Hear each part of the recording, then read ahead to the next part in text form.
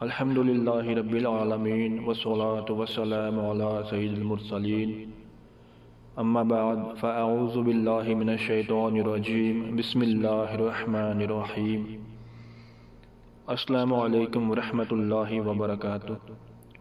دوستو، امید کرتا ہوں آپ سب خیریت سے ہوں گے اور آپ دوستوں کی خدمت میں ایک اور ویڈیو کے ساتھ حاضر ہوا ہوں۔ یہ ویڈیو مسجد خیف کے متعلق ہے۔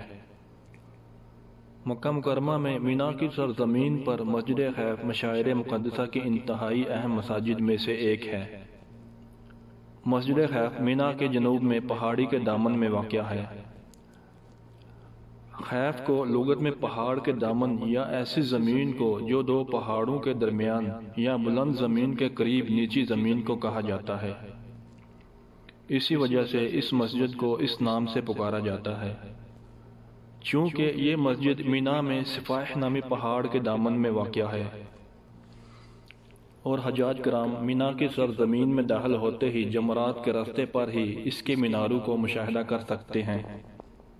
مسجد خیف کے 4 بلند مینارے ہیں جو 1407 ہجری کو تجدید تعمیر کی گئی ہے۔ ایام حج کے دوران حجاج نماز پنجگانہ کو یہاں ادا کرتے ہیں اور یہ 25,000 مربع میٹر کے رقبے میں پھیلی ہوئی ہے۔ اس میں 45,000 لوگوں کی نماز پڑھنے کی جگہ موجود ہے، اسی لیے اس مسجد میں ایسے وسائل رکھے گئے ہیں جن سے حجاج کو آسانی ہو، جیسے مسجد خیف کو 600 سرچ لائٹوں سے روشن کیا گیا ہے۔ مسجد کا موسم خوشگوار رکھنے کے لیے 410 اے سی لگائے گئے ہیں۔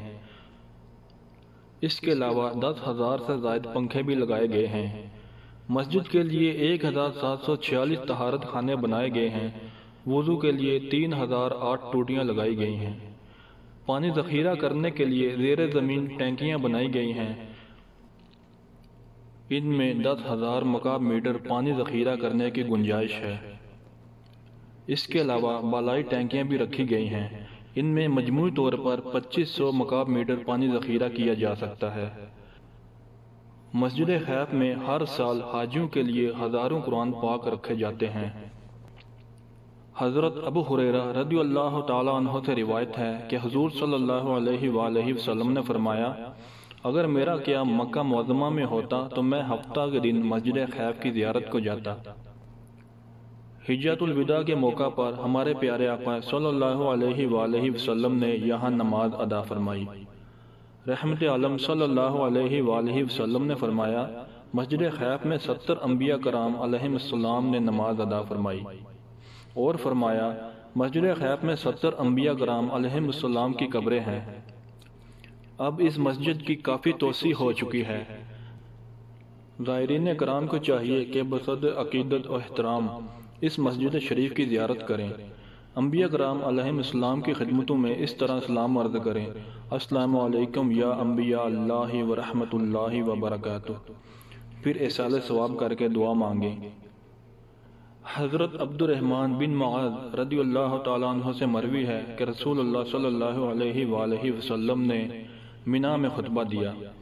آپ صلی اللہ علیہ وآلہ وسلم نے مہاجرین کو فرمایا کہ مسجد کے اگلے حصہ میں خیمہ زن ہو جائیں اور انصار مسجد کے پچھلے حصہ میں قیام کریں، ان کے بعد باقی لوگ قیام کریں۔ دوستو، امید کرتا ہوں آپ کو یہ زیارت بہت پسند آئی ہوگی۔ اپنی دعاؤں کے ساتھ اجازت دیجیے، انشاءاللہ اگلی ویڈیو میں ایک اور زیارت کے ساتھ حاضر ہوں گے۔ السلام علیکم ورحمۃ اللہ وبرکاتہ۔